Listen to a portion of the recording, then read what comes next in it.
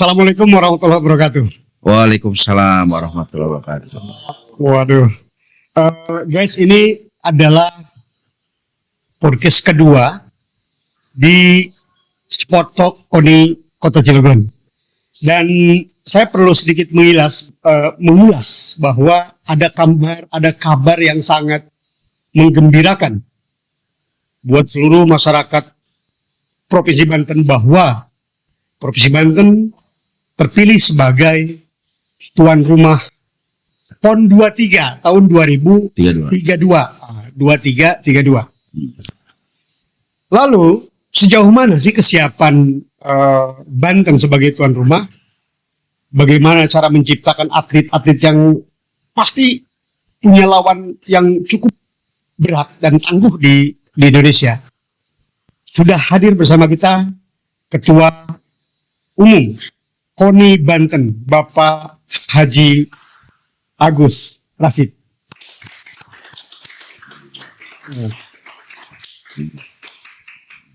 Sehat.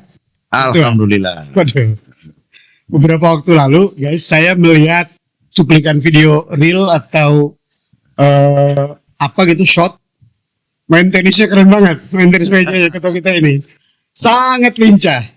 Tapi di luar itu semua, Pak Ketua KONI, ini kan proses menuju tuan rumah PON itu kan bukan proses yang mudah, saya pikir. Ya. Boleh diceritakan itu tahapan demi tahapan sehingga terpilih jadi tuan rumah itu seperti apa, Pak?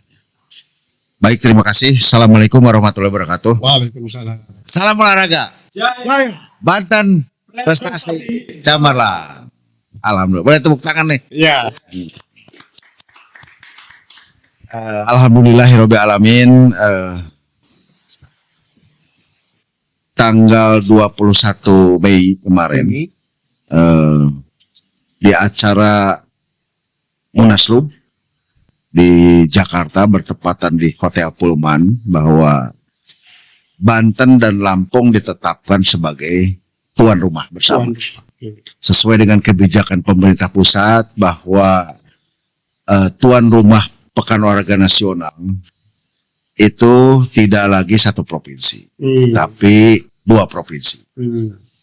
Nah, alhamdulillah kemarin di acara Munaslup di KONI Pusat, Banten dan Lampung ditetapkan sebagai tuan rumah bersama. Sesuai dengan kebijakan pemerintah pusat bahwa setelah dari Papua ini, Aceh dan Sumut ditetapkan sebagai tuan rumah. Setelah Aceh dan Sumut, lalu PON 22 yang akan datang tahun 2028 ditetapkan NTT NTB sebagai tuan rumah.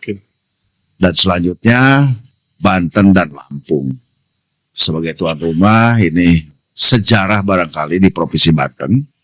Semenjak berdirinya Provinsi Banten akan mengukir sejarah di tahun 2032 PON 23 Banten dan Lampung sebagai tuan rumah. Ini tentunya proses yang sangat panjang karena emang tuan rumah yang mendaftar itu bukan hanya Banten dan Lampung, tapi ada beberapa provinsi yang mencalonkan. Terutama yang terakhir itu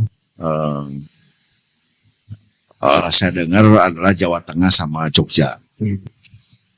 Nah, persiapan yang cukup panjang tentunya.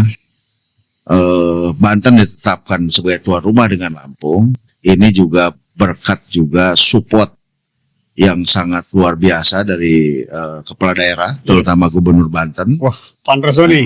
Pak Andrasoni yang sangat luar biasa mensupport bagaimana PON setelah NTT NTB ini Banten menjadi tuan rumah. Nah, setelah ditetapkan tentunya juga ini proses yang cukup panjang. Kita dikunjungi visitasi dari pusat, dari KONI pusat. Dilihat seluruh venue yang ada di Provinsi Banten. Nah, alhamdulillah ketika kunjungan dari pusat, termasuk juga di Kota Cilegon dikunjungi dan tersebar di seluruh wilayah Provinsi Banten, kita mendapatkan nilai poin hasil kunjungan itu 89 poin. 89 poin. 89, hampir 90. Nah, ketika itu ditetapkan dan disampaikan oleh Ketua Panwasra, Pak Mayor Jenderal Purnawirawan Suwarno, disampaikan di forum Munaslup, termasuk juga penilaian Lampung, kalau tidak salah nilainya 76.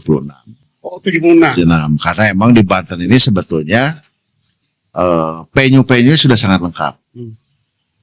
Yang alhamdulillah juga antara Banten dengan Lampung ini juga secara aturan sudah memenuhi syarat menjadi tuan rumah. Oke. Nah, bagaimana kita mempersiapkan 6 tahun menjelang perhelatan PON 32 ini, kita tentunya sedang mempersiapkan. Terutama bukan hanya penyu yang disiapkan, tapi juga bagaimana atlet-atlet Banten juga yang akan jadi tuan rumah disiapkan semaksimal. Nah, ini poinnya, Pak Ketua. Poinnya. Jadi tuan rumah sudah oke, sudah ditetapkan. Lalu bagaimana kesiapan atlet kita berhadapan dengan raksasa-raksasa olahraga? Ya, Ada strategi mungkin yang dilakukan? ya betul. Jadi kita ini ada 2 tugas. Banten. Pertama, Banten sebagai tuan rumah harus sukses penyelenggaraan, Oh, ya. tentunya. Dan yang kedua yang lebih penting lagi juga harus sukses prestasi. Bagaimana menciptakan atlet ini supaya nanti bukan hanya sukses penyelenggaraan tapi sukses juga prestasi. Prestasinya. Itu yang disiapkan oleh Provinsi Banten, baik penyelenggaraan termasuk atlet-atlet. Nah, atlet-atlet yang menuju prestasi ini, bagaimana menciptakan atlet prestasi? Karena emang sang juara ini bukan faktor kebetulan. Betul. Sang juara itu diciptakan dengan 2 jurus. Yang pertama latihan dengan kontinu, latihan teratur dan terukur. Yang kedua yang tidak kalah pentingnya itu mengikuti kompetisi. Nah, harus diperbanyak dari mulai sekarang. Bagaimana cabang-cabang olahraga yang ada di Provinsi Banten sering melaksanakan kompetisi. Semakin banyak Semakin banyak kompetisi, semakin akan bagus. Oh, bisa. Nah, karena di kompetisi itu juga diuji 2 hal. Yang pertama ada uji mental, yang kedua adalah uji teknik. Nah, ini penting.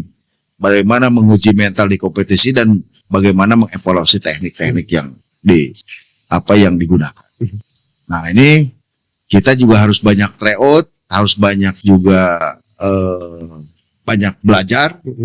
Jadi banyak belajar juga apakah nanti atlet-atlet kita juga kita kirim ke provinsi-provinsi yang memang cukup kuat, dan kita nanti studi banding bagaimana mempola atlet-atlet yang berprestasi ini supaya atlet kita juga bisa menyamakan dengan provinsi-provinsi yang sekarang emang menjadi punya prestasi di setiap pekan olahraga nasional. Oke, bagus. Atlet kita kan sudah pasti tersebar di 8 kabupaten kota nih. Ya. Di 8 kabupaten kota juga ada koni-koninya kan, koni kabupaten kota. Itu bagaimana cara mensosialisasikan apa yang disampaikan ketua tadi kepada daerah-daerah yang ada di 8 kabupaten itu? Nah, sebetulnya dalam program kerja saya, jadi saya ingin menciptakan one area one champion. One area one champion. Oke. Jadi setiap kota kabupaten punya unggulan, termasuk juga di Cilegon. Nah, bagaimana penyebaran atlet supaya atlet ini emang dalam mempola pembinaan prestasi ini di setiap daerah itu ada jagoan-jagoan. Nah, seperti kita ketahui, ini ada salah satu yang bukan hanya di tingkat nasional, di tingkat olimpiade. Kita juga punya jagoannya, bukan hanya di nasional, tapi termasuk di dunia. Ya, salah satunya adalah di angkat besi. Nah, kita harus menciptakan nih rezeki-rezeki yang baru. Nah, salah satunya di Kota Serang sudah ada. Nah, kita tinggal nanti di Cilegon, cabang unggulannya apa, nanti kita akan mempola.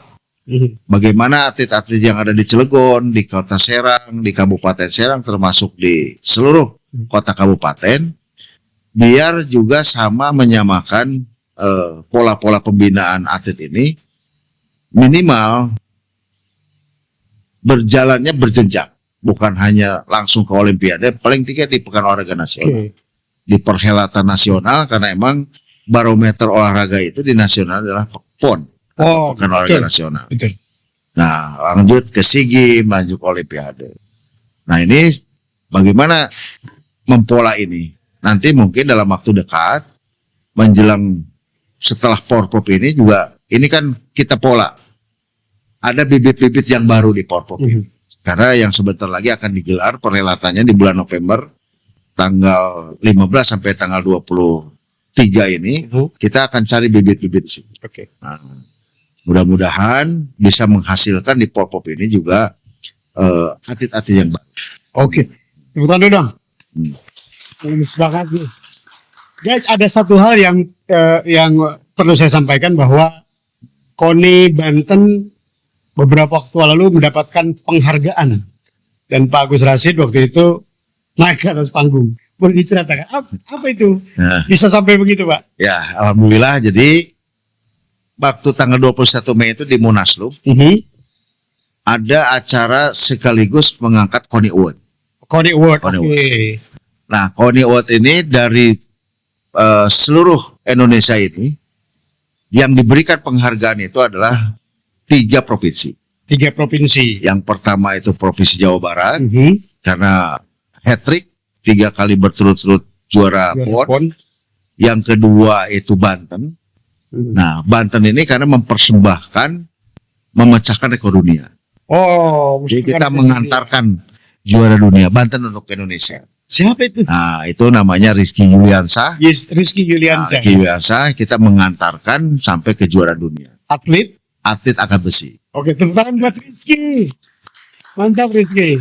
Nah, lanjut itu. Termasuk yang ketiga adalah Kalimantan Barat. Kalimantan. Ini kebanggaan bagi kami orang Banten, dari sekian puluh provinsi hanya 3 yang Mendapatkan award. mendapatkan KONI Award. Dan diserahkan waktu itu kebetulan yang hadir Wakil Menteri dan Ketua KONI Pusat, Letnan Jenderal TNI Marsiano Norman.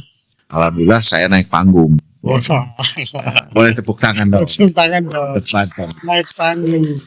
Nah, itu tadi yang mungkin disampaikan oleh Pak Gus Rashid, guys. Harus menciptakan Rizky yang lain. Konkretnya Pak Ketua, untuk menciptakan Rizky yang lain itu seperti apa sih yang akan dilakukan pembinaannya? Konkretnya gitu. Nah, kita sudah punya jurus di KONI Provinsi Banten karena saya juga melakukan riset termasuk juga dengan Ketua Bimpres. Jadi kita mengklaster nih. Oke. Mengklaster ada namanya kalau di KONI itu ada prioritas 1, 2 dan 3. Oke. Jadi prioritas 1 itu peraih medali emas. Jadi kita klasterkan nih, makanya KONI Provinsi Banten itu membuat PJP supaya atlet ini setelah jadi atlet dapat bonus itu tidak hanya serta-merta begitu saja, Berhenti begitu saja. tapi kita ikat dengan Jangka PJP, panjang. jangka panjang. Nah, kita menggelontorkan juga masalah anggaran termasuk atlet-atlet PJP. Nah, yang peraih medali emas itu disebutnya kalau di KONI Banten prioritas 1. Nah, yang prioritas kedua itu peraih medali perak.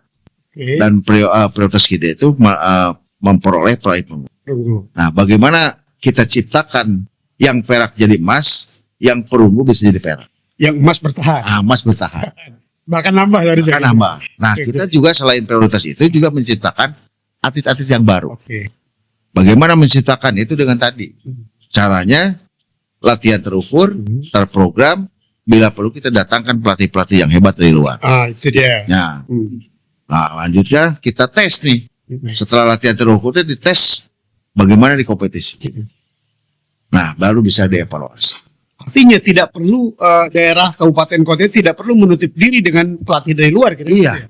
Dan emang harus. Harus begitu. Nah, harus begitu. Jadi kalau tidak cukup, undang dari luar. Oh gitu. Kalau emang ada anggarannya, bila perlu ngambil dari luar negeri. Oh gitu. Itu memang terjadi di Indonesia memang terjadi. Memang seperti itu. Kalau saya lihat profesi-profesi lain yang sekarang ada di wilayah 4 besar, Besar.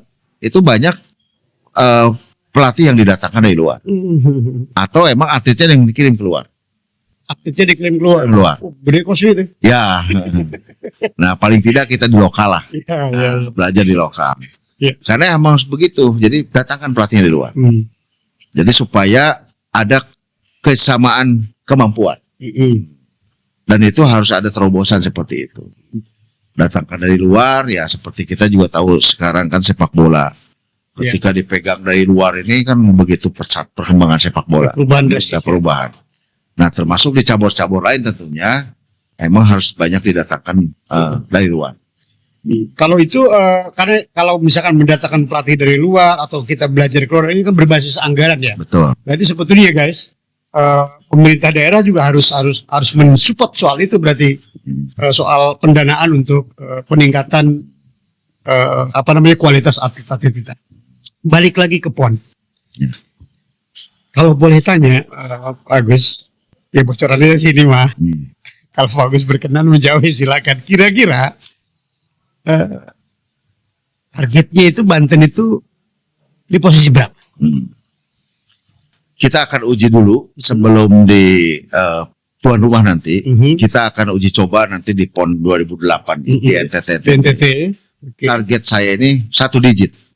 Yang selama ini Provinsi Banten setiap PON sudah 5 kali ini di 2 digit. 2 digit. Terakhir 11. Nah, target saya nanti di PON 2028 itu masuk ke 10 besar. Oke. Masuk 10 besar dulu lah ya. Nah, setelah 10 besar karena olahraga ini terukur, nggak bisa bayang-bayang.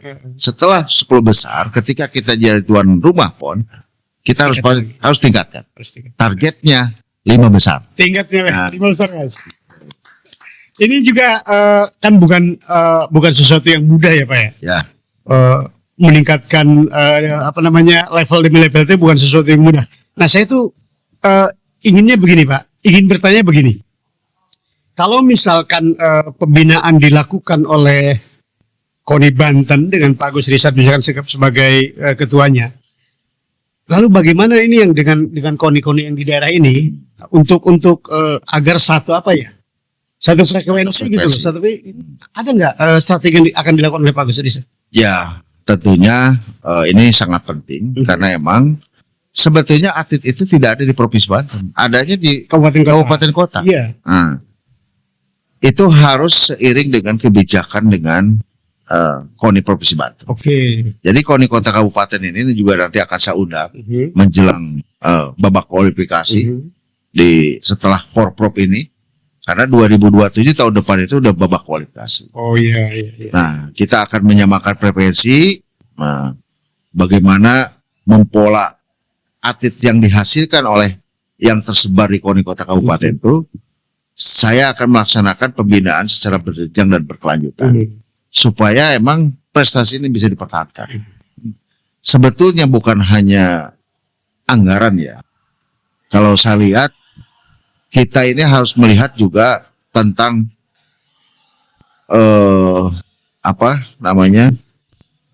bagaimana bisa mengangkat daya juang atlet ini dengan bermentalkan juga ngangkat ke daerahan, supaya juga punya tanggung jawab.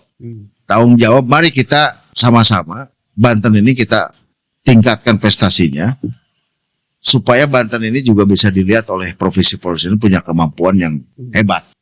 Karena kalau saya lihat juga bahan baku yang ada di Banten ini menurut saya itu banyak sekali. Tinggal banyak. Tinggal kita mempoles bagaimana mempola latihan-latihan yang terukur ini, termasuk juga mendatangkan pelatih-pelatih yang hebat yang tersebar di KONI kota kabupaten. Dan memang bukan hanya tanggung jawab saya. Itu tanggung jawab juga KONI kota kabupaten. Karena mereka juga kan digelontorkan juga pembinaan dari masing-masing kepala daerahnya. Nah, terutama binpres di masing-masing KONI ini. Gitu ya. Jadi harus bertanggung jawab, bukan hanya sendiri. Mari kita pikul bersama nih, meningkatkan prestasi Banten, bukan hanya di provinsi, termasuk juga yang ada di kota kabupaten. Oke, kata Pak Agus tadi kalau olahraga itu kan sudah nampak, sudah terukur gitu. Ya. Kira-kira untuk merealisasikan di NTT nanti itu, NTT itu naik 1 digit udah kelihatan belum? beberapa cabur misalnya, ya nggak perlu Ya. diungkapnya, tapi udah kelihatan ya, Ya, sudah kelihatan. Pak ya. Ya. Karena saya sudah mengklasterkan prioritas 1, 2, 3. Mhm. Mana yang perak yang jadikan emas, mana yang perunggu bisa naik perak, bila perlu naik lagi 1 digit Setuju. bisa jadi emas. Sudah kukur ya. Wah. Dan itu sudah saya pola bagaimana meningkatkan, termasuk juga cabur-cabur unggulan atau cabang olahraga unggulan yang akan saya persiapkan. Boleh nggak sebutin tuh cabur unggulan kita apa sih? Ya, Itu rahasia. salah satunya ya, Salah satunya aja. Oke. mungkin nanti di cabur silat. Cabur silat. Dan kita banyak bahan baku nih. Betul. Nah, termasuk di bela diri lah. Bela diri. Nah, bela diri. Karena bela diri terukur banget kan itu. Jadi permainan yang emang bisa ditingkatkan kualitasnya ketika kita melaksanakan tryout atau kompetisi-kompetisi di daerah lain. Agus pernah mendengar nggak sih di mana atlet kita atlet orang Banten tapi dia merasa tidak diperhatikan oleh Banten, pernah mendengar nggak itu? Ada nggak bisa? Selentingannya ada. Lah, untuk mengantisipasi itu seperti apa langkahnya? Nah, jadi gini. Program saya di KONI Banten supaya tidak ada bahasa bahwa jadi juara di Banten nggak ada pengaruhnya. Nah, ditinggalkan. Oh, itu tidak ada di zaman saya. Oh, tidak ada ya? Tidak ada. Dipastikan tidak ada. Dipastikan tidak ada. Catat guys, dipastikan tidak ada. Jadi kalau Anda menorehkan prestasi, dipastikan Anda tidak akan ditinggalkan begitu saja. Kan begitu. Salah satu jurusnya adalah mereka diikat Oke. melalui program PJP. PJP, oke. PJP itu saya menerapkan promosi dan gradasi. Nah, setelah dia dapat bonus misalkan dapat medali, tidak selesai di situ. Tapi saya ikat pembinaannya melalui PJP.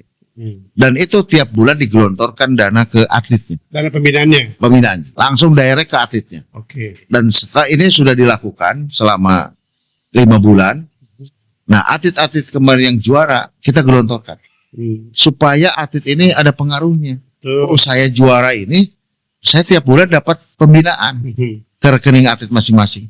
Tugasnya mereka ini latihan yang benar. Latihan yang benar. Latihan yang benar. Nah, makanya saya membuat program promosi dan gradasi. Promosi dan gradasi. Nah, gradasinya kalau dia tidak bisa mempertahankan medalinya, pasti saya gradasi. Dan saya akan mempromosikan atlet-atlet yang kemudian Naik. Nah, naik. Ya, tingkatannya di bawah PON ini adalah kejurnas. Oke. Kejurnas yang resmi. Nah, atlet-atlet kejurnas ini yang kita naikin, dipromosikan. Supaya mereka juga juara di kejurnas dapat juga pembinaannya.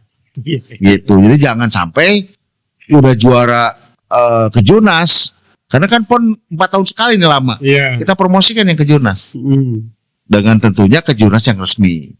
Nah, kejurnas resmi itu biasanya diserahkan oleh PB. Itu biasa diwakili oleh provinsi-provinsi yang lain kan gitu. Oke, ini kalau Anda mantan atlet mungkin merasa gelisah dengan, atau atlet merasa gelisah, Anda bertanya, "Walah, nggak dapat apa," ternyata dipastikan begitu, guys. Jangan khawatir bahwa KONI Banten akan mengikat Anda dengan PJP tadi. PJP. Dan tentu honornya ada dong tiap bulan. Ya. Selama 4 tahun itu tidak ditinggalkan begitu saja. Ya. Closing statement, Pak Agus Rizal. 2032 ya. 2032 kita sudah sah, dan kemarin kan apa namanya itu penetapannya sudah dilakukan. Saya ingin satu kata dan kalimat dari Pak Agus Rashid untuk seluruh atlet kita dan untuk ketua-ketua KONI di Provinsi Banten. Silakan, Pak. Terima kasih. Menjelang tuan rumah nanti di PON 23 tahun 2032, saya mohon dukungan terutama dari kepala daerah yang sangat luar biasa menurut saya, Gubernur Banten, mensupport, dan beliau langsung hadir pada waktu itu memaparkan kesiapan Banten. Tentunya juga kita mari secara bersama-sama, saya mohon doanya dari masyarakat Banten semua, kita sukseskan penyelenggaraan PON dan sukseskan juga prestasinya.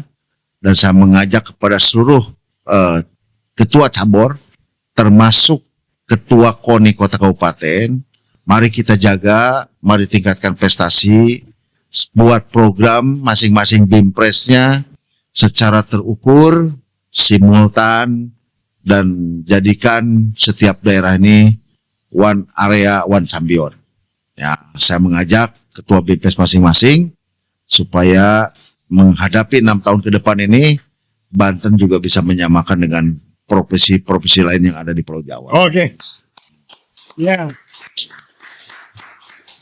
6 tahun ke depan itu bukan proses tidak lama untuk menyediakan atlet-atlet yang hebat, untuk akan sangat terasa singkat. Jadi kalau misalkan kata ketua KONI tadi kitanya berleha-leha 6 tahun itu nggak akan terasa, tiba-tiba masuk dan kita abai. Jadi menuju PON Banten tentu harus disiapkan segala sesuatunya yang disampaikan tadi Pak Agus Rashid. Mari kita bersama-sama dari pemerintah daerah, insan olahraga, para cabur dan ketua KONI, kita bersama-sama untuk menjadi tuan rumah yang terbaik. Terima kasih Pak Agus. Sama-sama. Sudah hadir di Sport Talk KONI Cilegon, luar biasa. Boleh tepuk tangan sekali lagi. Terima kasih guys. Di satu saat kita akan undang lagi tamu yang akan bicara di sini. Kalau ada salah-salah kata, mohon maaf dan salam olahraga. Assalamualaikum warahmatullahi wabarakatuh. Waalaikumsalam.